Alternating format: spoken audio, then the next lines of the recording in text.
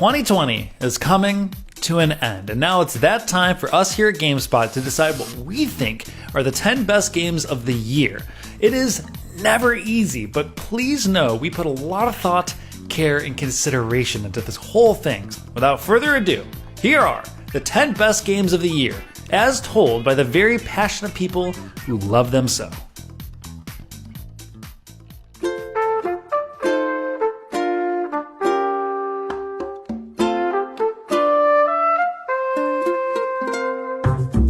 Animal Crossing New Horizons is different, and I totally didn't expect it to evolve what I already loved about Animal Crossing so much. It has all of those Animal Crossing touch points. You talk to your villagers every day. The store changes every day. The seasons change. But New Horizons added layers of mechanics that at first I was nervous about, like crafting and resource gathering, but they actually complement that gameplay loop so perfectly that I was really pleasantly surprised. I think my 900 hours are a testament to that. But even more so, I think Nintendo really understands that Animal Crossing is a lifestyle and has really leaned into that ongoing game experience this year in ways that I could not have foreseen when I reviewed the game in March. Being able to see those announcements, to wake up and see this is what's coming in December, has given new life to the game that I didn't have with something like New Leaf or even Wild World, which I played every day for 2 years. In conclusion, please help me.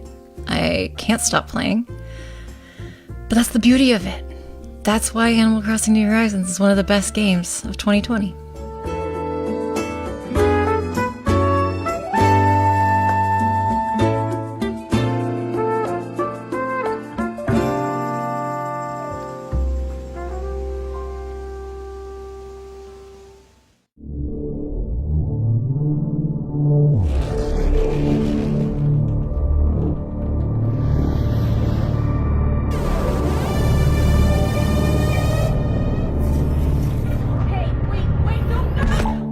Half-Life has established itself as a franchise that innovates the medium with each installment, so the very idea of bringing back a seemingly dead game after 13 years in any capacity is a hugely daunting task, and with Half-Life Alyx, Valve has certainly delivered. This game isn't just a eureka moment for VR games, but in its own merits is one of the best PC games ever made. It takes the symbiotic immersive VR experience and seamlessly interweaves it with Valve's masterclass game design, world building, and storytelling.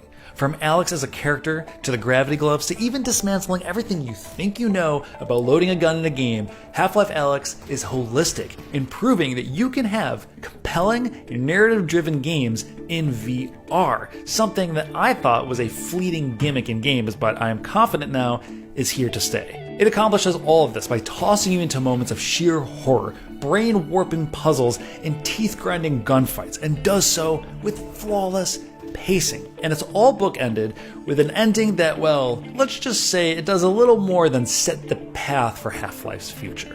Alyx, on all fronts, is a stroke of brilliance that has completely warped my view of VR games, and even possibly games going forward. So, yeah, it is well deserving to be among GameSpot's best of the year.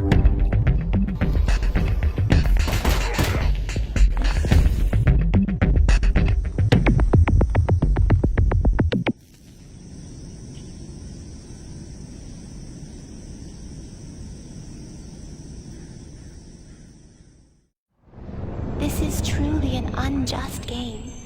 Your chances of winning are almost none. But if my voice is reaching you, there may yet be a possibility open to you. We are going to make you understand. One must take full responsibility for their actions. Persona 5 in and of itself is already an amazing game. It's got an amazing cast of characters, a really interesting story, and a lot of great themes about justice, standing up for what's right, and caring about the people closest to you. And Persona 5 Royal, which is the new version that came out this year in 2020, adds so much new content that helps recontextualize the game in a lot of ways and adds a lot of things you really didn't know you needed, but make the experience a whole lot better. So easily the best part of Persona 5 Royal is the new third semester. With the new Palace Leader, I was actually able to empathize with a lot of the things they were saying, where with the original Persona 5, it's a lot more black and white and good versus evil. And the third semester is really, really great. But beyond that, there's so much content in this 125-hour JRPG, and more specifically, so much new content in this 125-hour JRPG that it's so hard to talk about everything that's great with Persona 5 Royal in just 1 minute. So because of this new third semester, as well as the new characters, the new music, the new area, those are the reasons that it makes Persona 5 Royal a whole new experience from the original Persona 5, and it's why it's one of GameSpot's top 10 games of 2020. Shall we?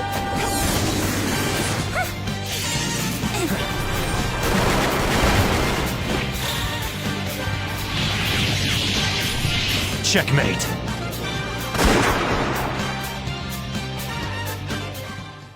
Y'all gotta look at the bigger picture here. Nothing worth fighting for was ever won without sacrifice.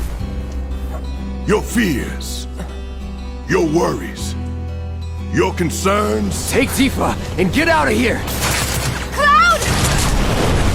Whatever your problem, I got you.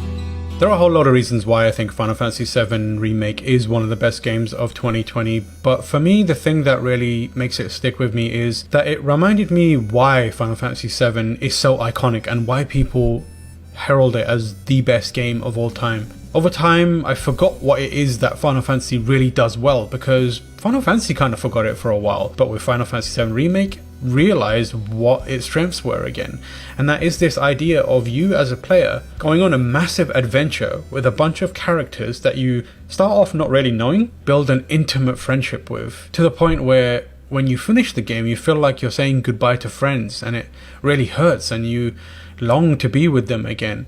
And that's the core of Final Fantasy. That's what makes a great Final Fantasy game. It reminded me why I love Final Fantasy as a franchise, and that's why I think Final Fantasy VII Remake is one of the best games of 2020. Let's dance, asshole! Our beloved planet is dying.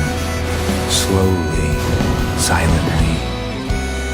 Can you bear to see the planet suffer? Cloud. We're gonna make it home. All of us. No exceptions.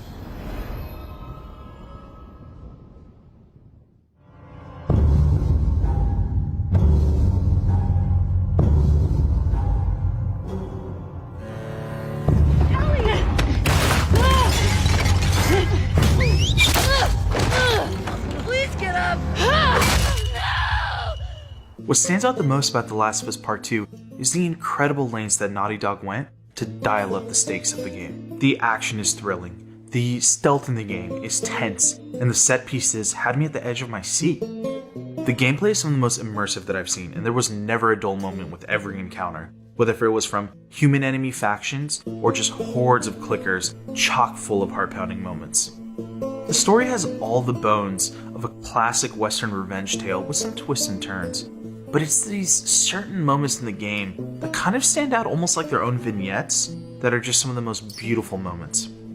Every dark pit in the story that the game asks you to traverse will be met with these beautiful pockmarks of light that just seep through the cracks and will stay with you for hours on end. And the perfect balance of bittersweet in this game is just masterfully crafted. If there's one good thing about this year, it's that I had the pleasure of playing The Last of Us Part 2, and it's for all of these reasons and more that this game is one of GameSpot's best games of 2020. I don't know what happened. She needed her immunity to mean something. Maybe I just wanted to do right by her.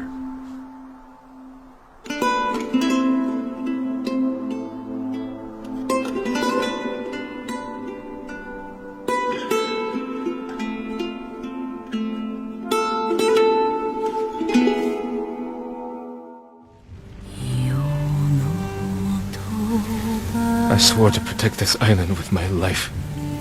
But now the Mongols have stolen our home. Killed our samurai. You forgot what it's like to fight someone stronger than you. Ghost of Tsushima came in a year that open world games seemed to be coming by the dozens, but what made Tsushima unique was its respect for the natural world and the player's place within it. Jin Sakai is a samurai who struggles with inner conflict between upholding the tradition and protecting the people. And this element translates to the world in a powerful and meaningful way, both through its story and through its combat. Fluid stealth tactics and dynamic samurai combat weave interchangeably throughout the action, and it's satisfying and it's really deep. On top of that, seeing the tributes to classic samurai cinema is always a treat to look at. With its gorgeous open world and its refined combat, Ghost of Tsushima is no doubt GameSpot's top 10 best games of this year.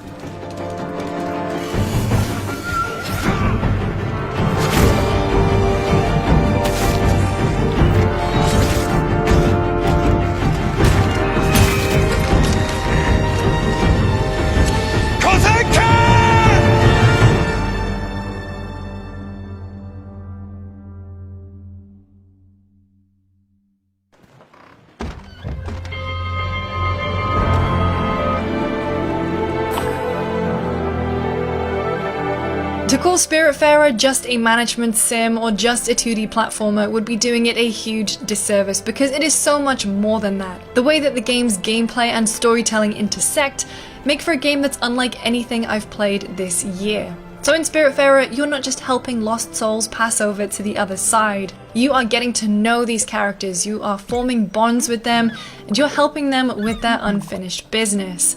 Naturally, there is the management side of things. You have a boat that you need to upkeep. You have all its inhabitants that you need to keep happy. You can cook, you can farm. That's one part of the game. It's incredibly rewarding and satisfying, but the best bit is getting to know the characters and building that relationship.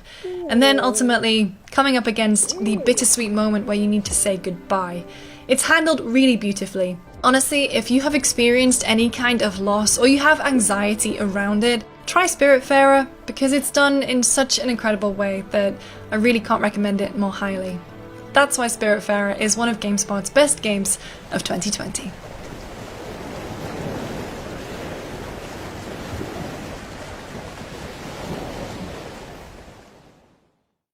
Tales are told of Hades, whose very name inspires fear and penitence.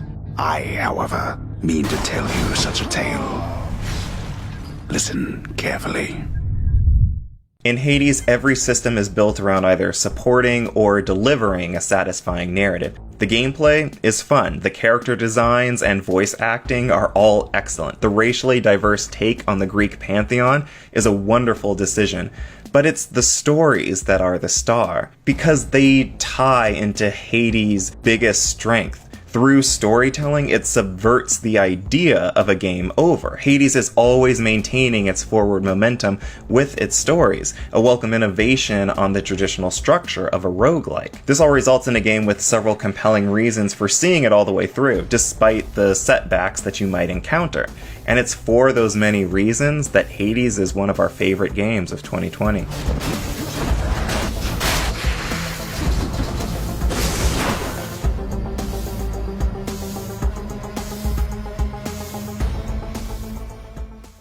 In the Yakuza business, a dragon symbolizes the top of the food chain. A fresh-faced fool like me can't just casually rock a dragon. Someday, I want to earn my place. And then my dragonfish is gonna shine even brighter than a dragon. Dreaming big, huh?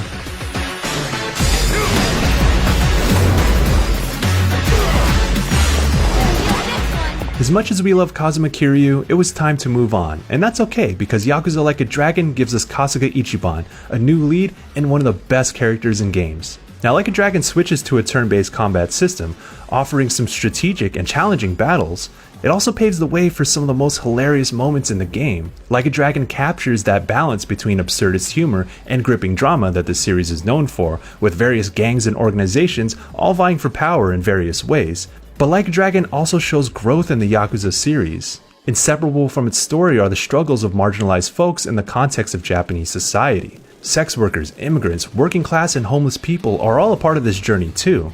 The result is a JRPG that's very much about adulthood, and the party dynamic isn't just for turn-based battles, it's part of how Ichiban grows, where everyone is by his side along the way. This game is very much about the power of friendship. And as always, there's so much captivating side content that fill the streets. Yakuza Like a Dragon gave longtime fans and newcomers a wild and affecting experience, and that's why it's one of GameSpot's best games of 2020.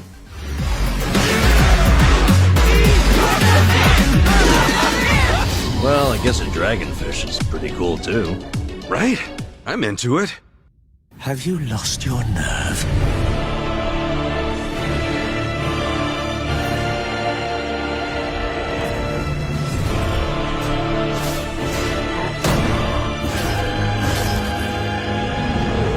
Demon's Souls is one of GameSpot's best games of 2020 because, well, of course it is. One of the most impressive aspects of the game is how well it holds up after 11 years, and after dozens upon dozens of Souls-like games have flooded the genre.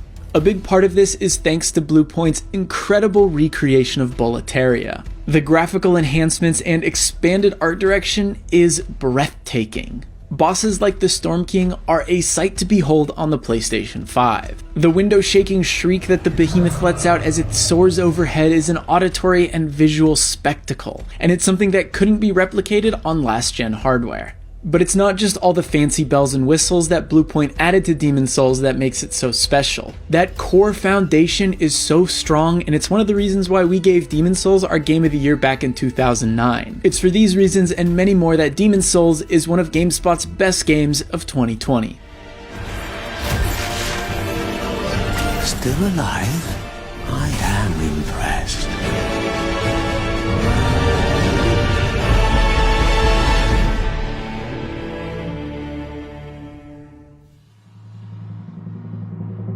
So of all of these games, we here at GameSpot have collectively decided that the Game of the Year is Half-Life Alyx.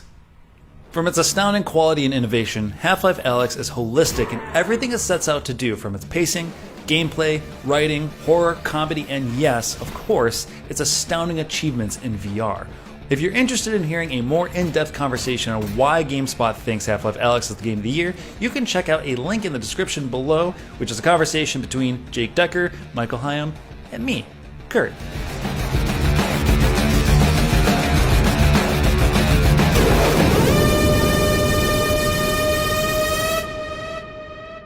Okay, thank you so much for watching. What a year for everything, let alone gaming. We hope you had a good time. We hope you're staying safe and well. All right, till next time, see you later.